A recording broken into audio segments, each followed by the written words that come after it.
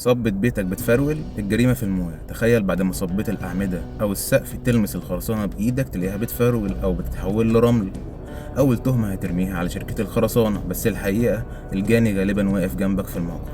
تعال أقولك مين اللي دمر صبة بيتك وأنا في الطريق. في الهندسة الخرسانة دي كيمياء، مش مجرد خلطة. أكبر عدو للخرسانة هو العامل اللي بيزود مويه عشان يسهل حركة الصب.